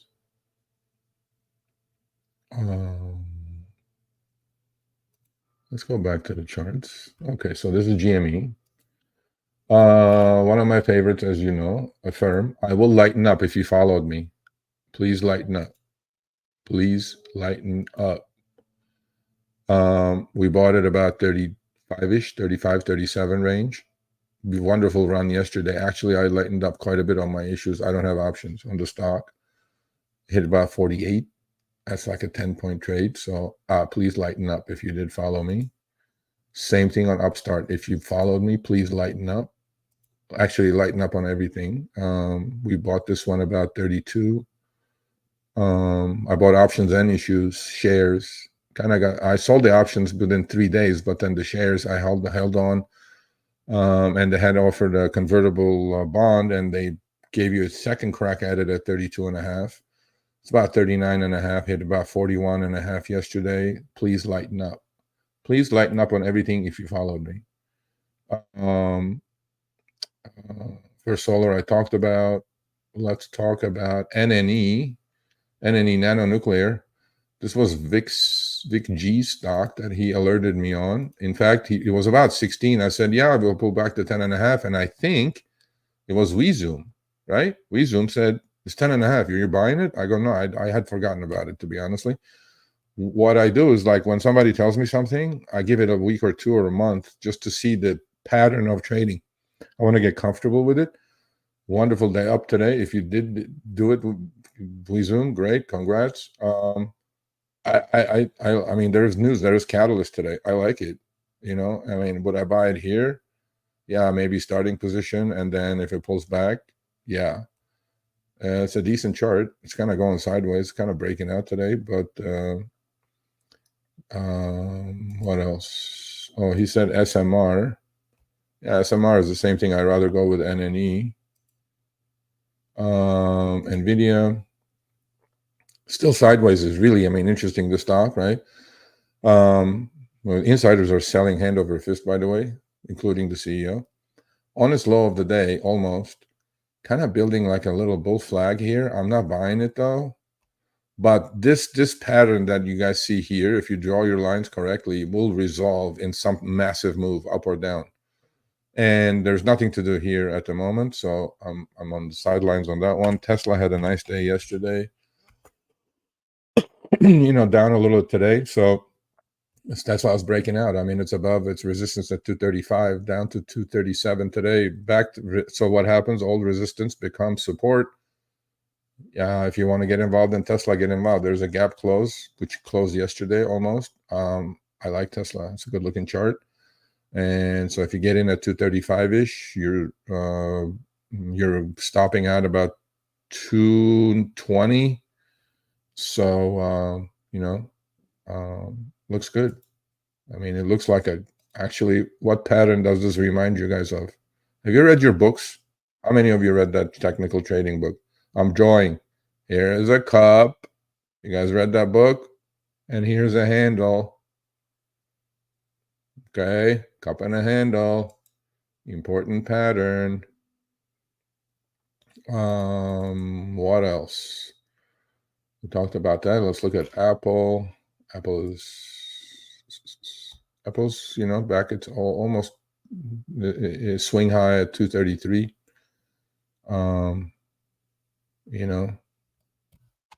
All these Mag 7s are going sideways to higher the last couple days because of what's happening to the market. Meta is the strongest one. Meta is breaking out all-time new high. Remember how many times when I was showing the Mag 7s, I said Meta and Netflix are the two that are doing the best, new high, right? There you go.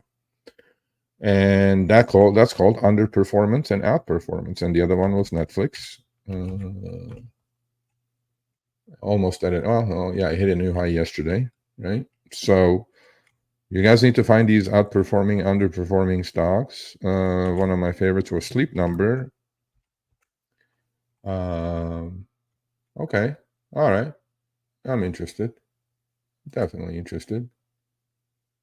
Okay. Broke out altogether right here. We've been talking about this. Pulling back, giving you guys a chance. I'm going in. I'm going to go in. I'm going to start buying this right at 1710. Well, no, a little bit lower. Right about 1680. I want to buy all the way to 1590, 16. Back at its 20 EMA, and then let it go. You guys can trade options or you guys can trade equity. Again, none of this is investment advice or trading advice. Flat out. Stock was 21 yesterday, 2075, 1720 now. Low volume pullback, no problem. Even if you get in, you're wrong. Where's your stop? Stop. Are you listening, Mojotronics? Not like CLSK. Your stop is about 14.5. Risking 1.5 to take it back to 22 to 25. Pretty decent trade. So Sleep Number, put it down. Pay attention. I will definitely buy this. I have my alert already. All right, let's go through a couple of other ones, and then I'll answer some questions. Let's look at AMD.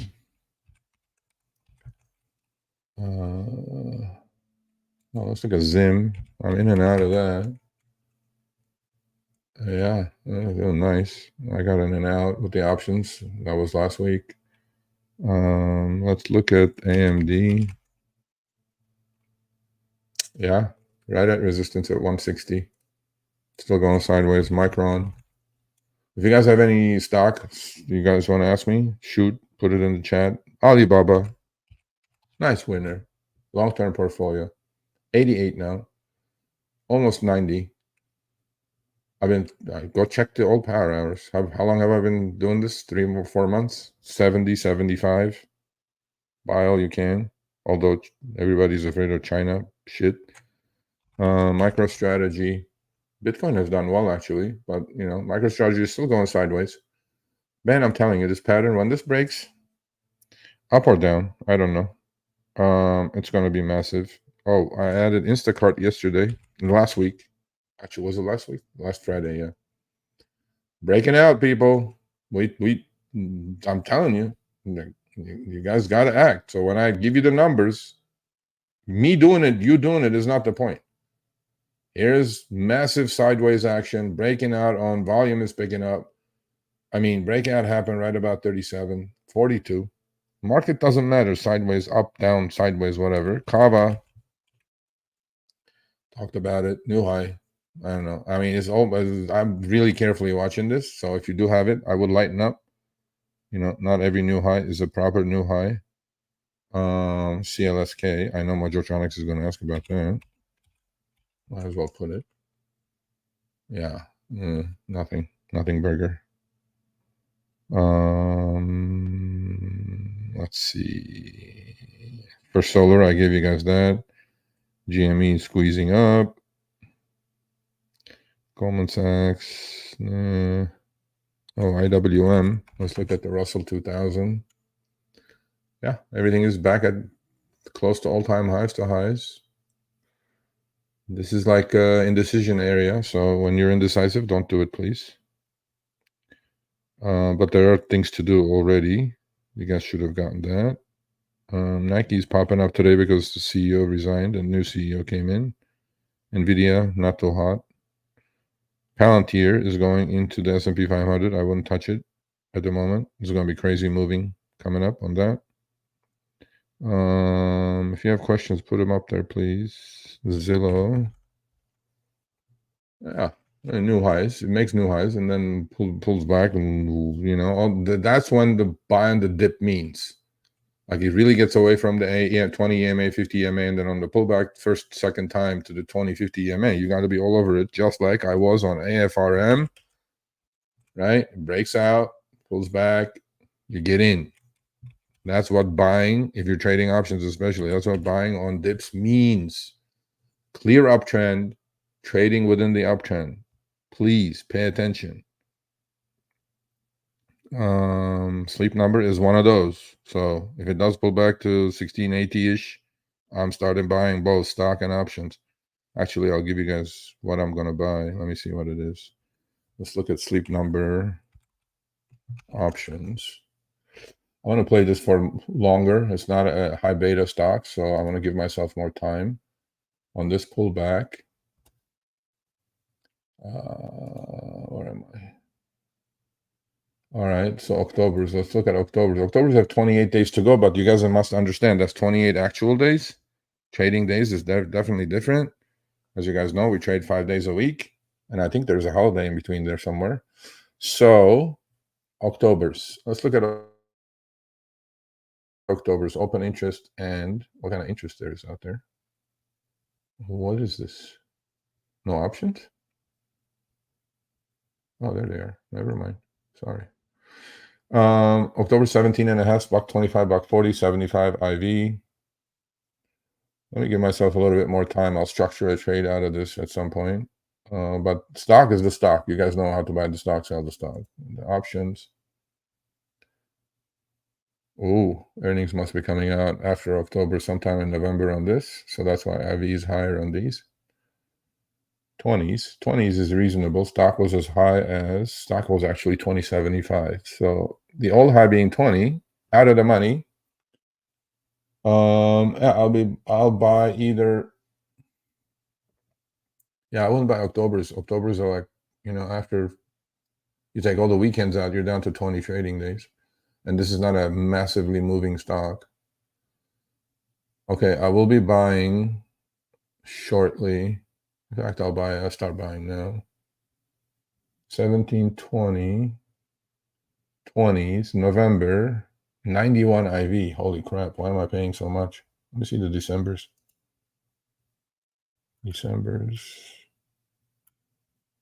More time. 86 IV. Why is the IV so high? Shit. Okay, let's try to structure a trade.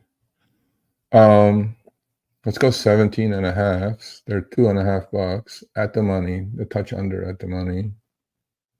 So if I buy these at 2.5, November 17.5 calls, at 2.5. So yesterday, I'm pretty sure these were up to like 3.5, 375, when the stock was 2075. They're at the money.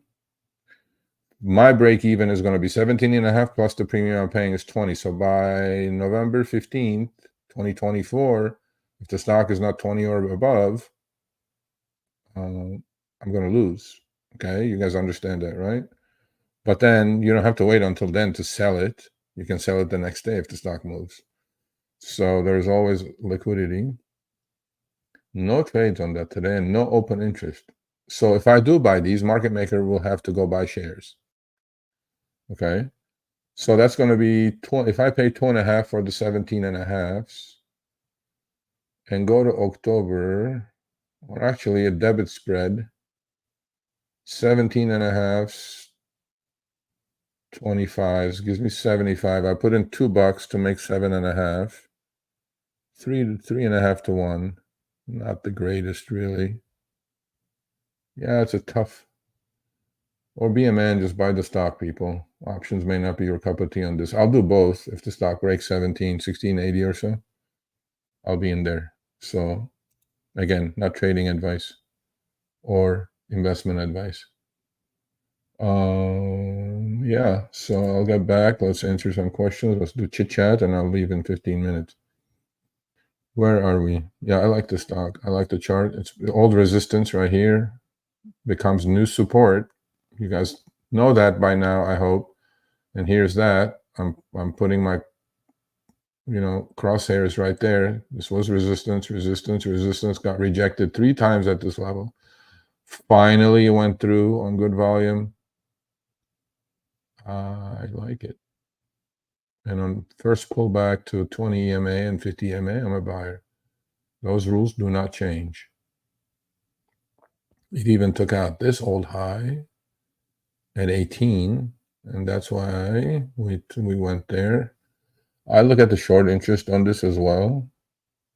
The next leg up, we should get up to about, look, it's not a fast mover like, NVIDIA or whatever. Let's look at the long-term chart on Sleep Number, 3-year chart.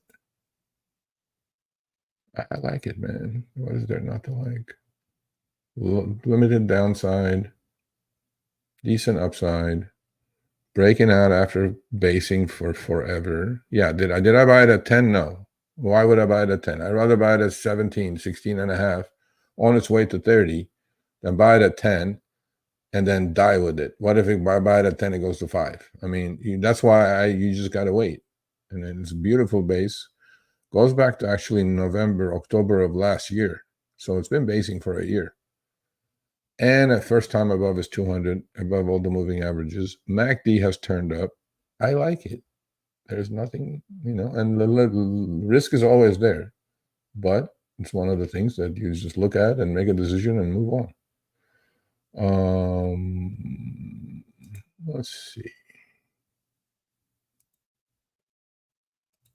Yeah, let's see.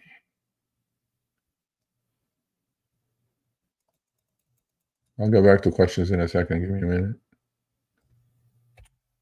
So grab a membership. Membership only live streams twice a month are going to start happening. How about Thursdays? Because that's the days I'm kind of free. Because Monday, Wednesday, Friday, we're going to do the regular ones. I'm not going to do these every Monday, Wednesday, Friday forever. But for a while, I will do it until I establish a little bit more.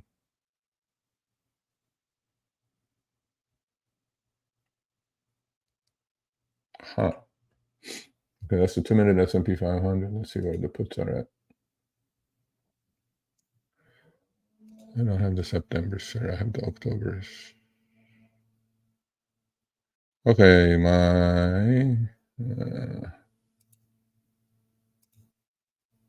my puts 850.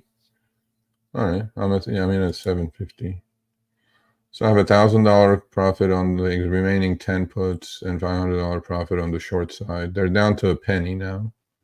Okay, now I'll go buy one more of these that I don't need to, but my buying power is getting messed up. This free commissions. Let's buy one. which I'm naked. It's never good to be naked on triple witching, quadruple witching. Anything is possible. When you're down to this level, just cover your ass. But if you're really like with half hour to go, you're way out of the money, then yeah. What does that mean? Okay, let's try it again.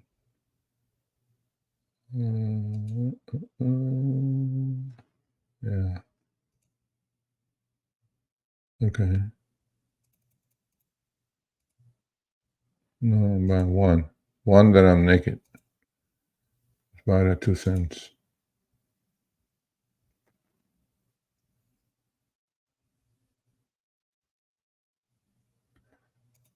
Well, let's buy it back.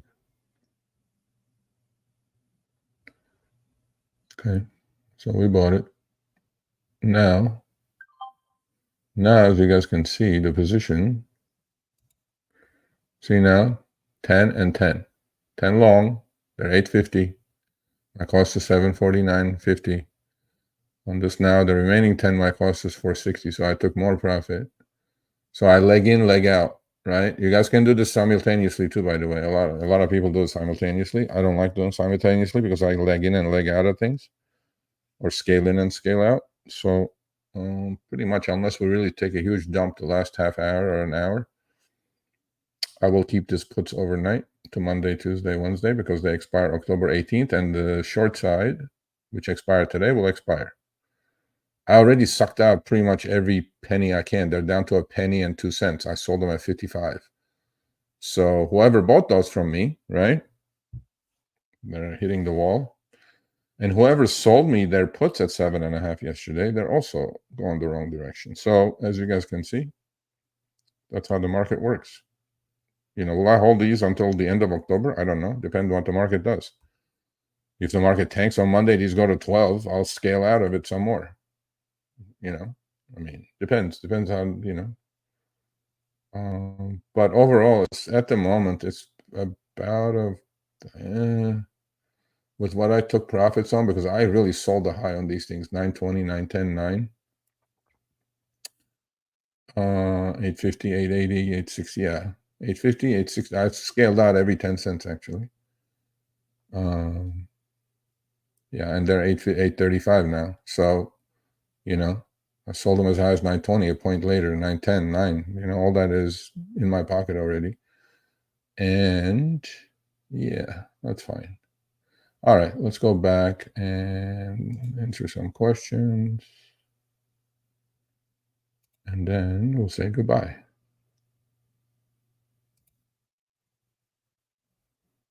Am I frozen? Am I freezing? Yeah. Okay. All right, everybody's here. Okay, let's go. Where was I? Dang. Matt. Hey, Matt. Thank you. Matt, good friend from Boston. Much appreciated. Vic G. Okay, hold on. This was.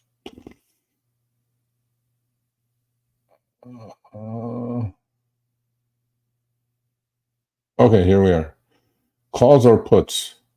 Vic, you're a man of few words. I don't know what the calls and puts. Yeah. Short calls, long puts, synthetic longs, synthetic shorts. I don't know. I don't know what that means.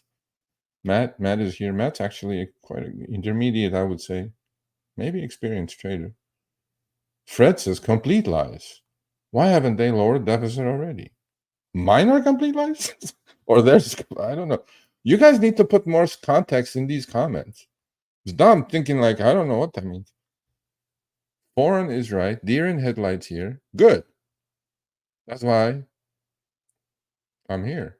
Need to study. Yeah, need to study the Greeks. Need to study. I can't do it all. I don't have the time. Need to study options. Yes. Right now, focusing on reading candle. No. Well, yeah, you're gonna do candlestick? Okay, I don't do candlestick. I do bar. But candlestick is too difficult. It has its own lingo. It has shooting star and hanging man, and I'm like, I've been doing bar charts forever. Maybe you should do a bar chart, Mojotronics. Have John Murphy's book. Please remind us of the stock options book. Okay, I'll put that in the community tab. Okay, Chris, remind me if you're here. I'll put that in the community tab. Both books. I recommended 4 books. 4. Rich says, so you benefit. Yeah, exactly. If you buy puts, yeah. Too bad, no options on NNE. Agree. That's okay. It's a $10 stock. Come on now. Tiger is here. Tiger Megan, what's up? Louisiana. I think Louisiana. For Bitcoin, BITX is doing decent for me so far. Good. You bought that one? Did you? Good. That was like a 25-ish, something. I mean, I traded the options on that. I didn't buy the equity. BITX about 29 and change now. I would lighten up on that about 31 if it gets there. If not, look to lighten up. Megan says, listening to audio, headed out. That's wilderness. Mom and Costco. That'll do it. That'll do it. Yes, Matt. Correct. You know, you'll have your own setups, but do not buy anything under its 50-day. If you're going to go long, don't. How about that? Just simple, stupid kiss rule. If you look at a stock and the stock is under its 50-day EMA or SMA, don't be tempted. Don't. That'll stop a lot of headaches. Okay, Vic says, why no November? I did look at November, Vic. I don't know. It says, waiting for Bitcoin. Yeah. Okay. Bar charts, definitely okay. Then we can talk the same language. It's easy. It's easier. But I mean, look, candles have their place, obviously. Actually, a lot more people, I think, old timers like me watch bar charts. More people, I think, watch candles. No. They're the same thing, man. Because language is a lot different, but they're kind of basically the same thing. BITX. Okay. If you bought it at 25 or 24, was it 24? I think it was 23 and a half, 24 when I bought those October 30s at 118, and somebody else bought it lower than me, and I traded out at $2. Actually, I was on the show when I traded out of them. They're higher, I'm pretty sure now, because BITX is about 30 something. So that's my Friday. So I'm going to go back. Let me see if my puts are somewhere. So that's my open position. I have only one open position, people. I have long puts, long October 18 spiders. See, they're down to 8. I sold them at 8.5, another one, right? Now I have about $1,000 overall profit on this open position. So, this is a short-term thing that I did, right? And then by the time I get in and out, you guys may not even be aware of it, but I'm full transparency. I'm explaining it to you guys why I'm doing what I'm doing. Look, counter trend, market's going up. It's counter trend. This is a counter trend trade. It's not for everyone. Okay. I do it because I am watching this 24/7. I have a feel for things. I've seen these movies million times before. Is this a buy and hold until October situation? Absolutely not. That's why I took the profit. It was one of those situations I would have never taken a profit. Although buying something at 7.5, selling at 8.5, 860, 870, 880, 890, 919, 920 for literally half the position. So I'm taking my profits. The short side, I took the profits. Long side, I'm taking the profits. Scale in, scale out. Still have a reasonable profit, although by the end of the day, this may be back to even. But I had 18. Now I'm down to 10. So I trimmed almost, 50 or 40%. Taking profits is never a bad thing. Okay? So until you take it, it ain't your money. And then when people say house money, I hate that. Please don't use that phrase. It's not house money. It's my money. I'm not the house. They're the house. That's like Vegas. Oh, you win. It's the house money. It's the casino's money. No, it's in your goddamn pocket. It's your money. What house money? people say stuff that I'm just kind of going like, what is going on here? Yeah, it's just after the first flush in the morning when I took advantage, nothing is going on. It's going sideways. Nothing important. Nothing burger. But at the end of the day, it will be fun today, especially on the volume. Volume will explode. It'll be nuts. Hundreds of millions of shares are going to trade in about a matter of like 3 to 5 minutes. It's going to be absolute bonkers. Okay. All right. So let's see. Any last minute questions? BITX? No. Okay. So much love to all of you. Have a great weekend. Be safe out there. I'll be back on Monday, 10 a.m. Pacific, 1 p.m. Eastern, right here. So email me, all the members, sergio@sergioavidian.com. Email me. I'm thinking of doing the members only live stream Thursdays, because I'm doing Monday, Wednesday, Friday anyway for the regulars. But then the Monday, Wednesday is going to go away, people. I'm telling you this because I don't really have the time. I don't even know how I'm doing it. Not right away. Probably at least a month or so. I'm going to keep doing it. As you guys know, I have other obligations. But members only will continue. So members only, I'm thinking of doing twice a month to start. And if there's more members, maybe I'll do it more often. Thursdays, 10 a.m. Pacific, 1 p.m. Eastern, maybe, I think. And that's when we can get more intimate and we can get more into one-on-one or 6-on-1, 10-on-1, whatever, however members they're going to be by the first Thursday. Okay, when is that? The first Thursday of October. I'll start there. And then 2 weeks after that, I'll do another one. So anyway, I think I'm just gonna skipping. It's just freaking okay.